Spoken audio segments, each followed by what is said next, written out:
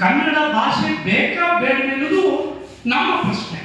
ಯಾಕೆ ಅಂದರೆ ಕನ್ನಡ ಮಾಧ್ಯಮ ಶಾಲೆಗಳೇ ಕರ್ನಾಟಕದಲ್ಲಿ ಇಲ್ಲದೆ ಹೋದಾಗ ಕನ್ನಡ ಭಾಷೆ ಹೇಗೆ ಉಳಿಲಿಕ್ಕೆ ಸಾಧ್ಯ? ಪ್ರತಿ ವರ್ಷ ಈ ಕಳೆದ ಅವಧಿ ನಮ್ಮ ಮಂಡ್ಯದಲ್ಲಿ ಸಾಹಿತ್ಯ ಸಮ್ಮೇಳನ ಆಗ್ತು, ಹೆಚ್ಚು ಕಡಿಮೆ 100 ಕೋಟಿ ಖರ್ಚಾಗಿದೆ. ಅದ್ದೂರಿಯಾದಂಥ ಮೋಜು ಮಸ್ತಿ ನಡೀತಾ ಹೊರತು ಯಾವುದೇ ಕನ್ನಡ ಉಳಿಸುವಂಥ ಕೆಲಸ ಆಗ್ತಾ ಇಲ್ಲ.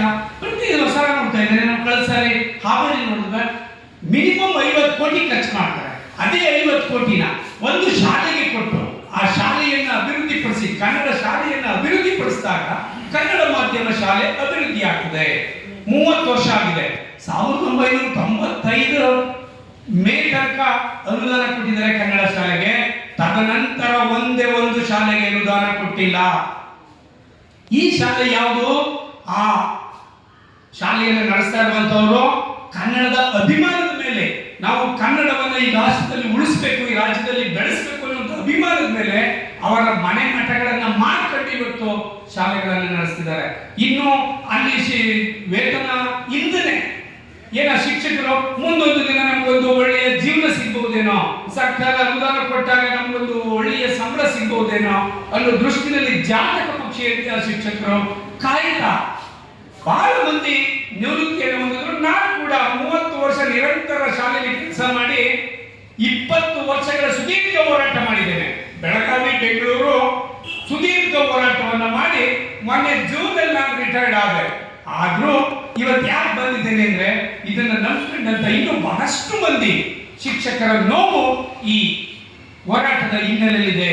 ಪ್ರತಿಯೊಬ್ಬರು ಮುಖ್ಯಮಂತ್ರಿಗಳು ಸುಳ್ಳು ಹೇಳ್ತಾರೆ, ಶಿಕ್ಷಣ ಸಚಿವರು ಸುಳ್ಳು ಹೇಳ್ತಾರೆ, ನಮ್ಮ MLCಗಳು ಸುಳ್ಳು ಹೇಳ್ತಾರೆ. ಎಲ್ಲರ ಮಾತು ಸುಳ್ಳು ಆಗುದಾದ್ರೆ ಕರ್ನಾಟಕದಲ್ಲಿ ಕನ್ನಡ ಯಾಕೆ ಬೇಕು? ಕನ್ನಡ ಯಾಕೆ ನಿಮಗೆ ಆಡಳಿತ ಭಾಷೆ ಆಗಬೇಕು? ನೀವು ಇಂಗ್ಲಿಷನ್ನ ಆಡಳಿತ ಭಾಷೆ ಮಾಡ್ಕೊಳ್ಳಿ. ಕರ್ನಾಟಕ ಪಬ್ಲಿಕ್ ಸ್ಕೂಲ್ ಕರೀತಾ ಇದ್ರಿ, ಖಾಸಗಿ ಅಷ್ಟೋ ಇಷ್ಟೋ ಕನ್ನಡ ಶಾಲೆ ಉಳಿದಿದ್ದಾವೆ. ಈ ಸರ್ಕಾರಿ ಕನ್ನಡ ಶಾಲೆ ಅಂತೂ ಉಳಿಸೋದೇ ಇಲ್ಲ ಬಿಡಿ. ಯಾಕೆಂದ್ರೆ ಎಲ್ಲ 1 to 5th ಇರ್ತವೆ. 1 to 5th ಕನ್ನಡ ಮಾಧ್ಯಮ ಇದಾವೆ. ನೆಕ್ಸ್ಟ್ 6 to 8 ಇಂಗ್ಲಿಷ್ ಮೀಡಿಯಂ ಶಾಲೆ ಅವರೇ ತೆಗಿತಿದ್ದಾರೆ. ಎಲ್ಲ ವಸತಿ ಶಾಲೆ. ಉಳ್ಳವರೆಲ್ಲರೂ ಇಂಗ್ಲಿಷ್ ಮೀಡಿಯಂ ಮಾಧ್ಯಮ ದೊಡ್ಡ ದೊಡ್ಡ ಶಾಲೆಗಳಿಗೆ ಹೋಗ್ತಾರೆ. ಅಲ್ಪ ಸ್ವಲ್ಪ ಕನ್ನಡ ಮಾಧ್ಯಮದಲ್ಲಿ ಓದ್ತಿದ್ದಂತ ಬಡ ಮಕ್ಕಳು ಈ ವಸತಿ ಶಾಲೆಗೆ ಹೋಗ್ತಾರೆ. ಇದು ಸರ್ಕಾರಿ ಕನ್ನಡ ಶಾಲೆ ತಾನೇ ಉಳಿಲಿಕ್ಕೆ ಹೆಂಗೆ ಸಾಧ್ಯ? ಈ ಹಿನ್ನೆಲೆ ನೋಡಿದ್ರೆ ಕನ್ನಡವನ್ನು ಮುಚ್ಚಕ್ಕೆ ಸರ್ಕಾರವೇ ಮುನ್ನಾರ ನಡೆಸ್ತಾ ಇದೆ. ಈಗೇನು ಅಟ್ಲೀಸ್ಟ್ ಒಂದೊಂದು ವರ್ಷಕ್ಕೆ ಒಂದೊಂದು 50 ಶಾಲೆಗೆ 150 ಕೋಟಿ ಅನುದಾನವನ್ನು ಬಿಡುಗಡೆ ಮಾಡಿದ್ರೆ ಈವರೆಗೆ ಜೀವನ ನಡೆಸ್ಕೊಂಡು ಹೋಗ್ತಿದ್ದಂತ ಒಳ್ಳೆಯ ಕನ್ನಡ ಶಾಲೆಯನ್ನು ಉಳಿಸ್ಕೊಂಡು ಆ ಶಿಕ್ಷಕರು ಮತ್ತೆ ಇನ್ನೊಂದು ಅನ್ಯಾಯ ಆಗ್ತಾರೆ, ಘೋರ ಅನ್ಯಾಯ ಇದು.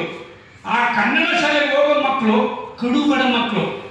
ಆ ಮಕ್ಕಳಿಗೂ ಅನುದಾನ ರಹಿತ ಶಾಲೆ ಎನ್ನುವಂತ ಹೆಸರಿನಲ್ಲಿ ಯಾವುದೇ ಒಂದು ಸರ್ಕಾರಿ ಸೌಲಭ್ಯಗಳು ದೊರೆಯುತ್ತಾ ಇಲ್ಲ. ಇದು ಎಂತ ಅನ್ಯಾಯ? ಕಾಂಪೌಂಡ್ ಒಳಗಡೆ ಇರ್ತವೆ, ಆ ಕಡೆ ಶಾಲೆ ಮಕ್ಕಳಿಗೆ ಊಟ ಕೊಡ್ತಾರೆ, ನಮ್ಮ ಮಕ್ಕಳು ಅಲ್ಲಿ ನೋಡ್ತಾ ಇರ್ತಾರೆ. ಇಂಥ ಕೆಟ್ಟ ಪರಿಸ್ಥಿತಿ ನಮ್ಮ ಕರ್ನಾಟಕದಲ್ಲಿದೆ. ಇನ್ನು ಕೇವಲ 5 ವರ್ಷಗಳನ್ನ ಕಳೆದ್ರೆ ಕನ್ನಡ ಕರ್ನಾಟಕದಲ್ಲಿ ಇರೋದಿಲ್ಲ ಅಂದ್ರೆ ತಾವ್ಯಾರು ಆಶ್ಚರ್ಯ ಪಡ್ತಾರೆ. ಕಷ್ಟದ ದಿನಗಳಿದೆ ಕನ್ನಡ ಶಾಲೆಗಳಿಗೆ. ಬೆಂಗಳೂರಲ್ಲಂತೂ ಅನುದಾನ ರಹಿತ ಒಂದೇ ಒಂದು ಶಾಲೆ ಉಳ್ಕೊಂಡಿದೆ ಬೆಂಗಳೂರು ನಗರದಲ್ಲಿ. ಉಳಿದಂಥವ್ರೆಲ್ಲ ಒಂದು ಅನುದಾನ ಸಹಿತ ಇದ್ದವರೆಲ್ಲ ನಿವೃತ್ತಾಗಿ ಬಂದಾಗ್ತಾ ಇದೆ. ಎರಡನೇದು ಸರ್ಕಾರಿ ಶಾಲೆ ಅಂತೂ ದೇವರೇ ಕಾಪಾಡಬೇಕು.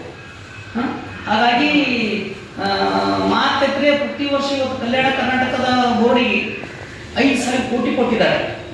ಅದರಲ್ಲಿ ಅಲ್ಲಿನ ಅಧ್ಯಕ್ಷರು 25% ಶಿಕ್ಷಣಕ್ಕಾಗಿ ತೆಗೆದಿಟ್ಟಿದ್ದಾರೆ.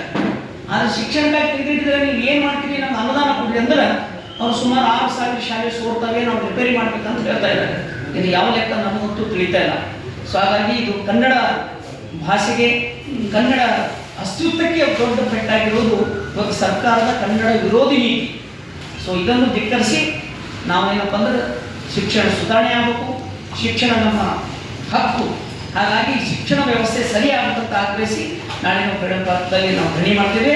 ಬೆಂಗಳೂರಿನ ಎಲ್ಲ ಕನ್ನಡಪರ ಸಂಘಟನೆಗಳು, ಕನ್ನಡ ಸಾಹಿತ್ಯಗಳು, ಸಾರ್ವಜನಿಕರು ಹೆಚ್ಚಿನ ಸಂಖ್ಯೆಯಲ್ಲಿ ಭಾಗವಹಿಸಿ ನಮ್ಮ ಹೋರಾಟಕ್ಕೆ ಬೆಂಬಲ ಕೊಡಬೇಕಂತ ವಿನಂತಿ ಏನಪ್ಪ ಅಂದ್ರೆ ನಾನು ಮಾಡ್ಕೊಳ್ತೀನಿ.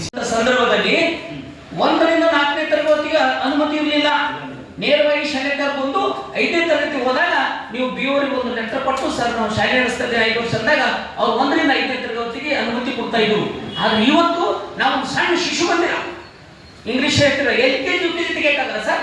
ಬೆಂಗಳೂರು ಒಂದೊಂದು ಎಕರೆ 2 ಎಕರೆ ಜಮೀನು ತಗೊಂಡು ನಾವು ಕನ್ನಡ ಮಾಧ್ಯಮ ಶಾಲೆ ನಡೆಸಕ್ಕಾಗುತ್ತೇನಾ? ಶಿವಕುಮಾರ್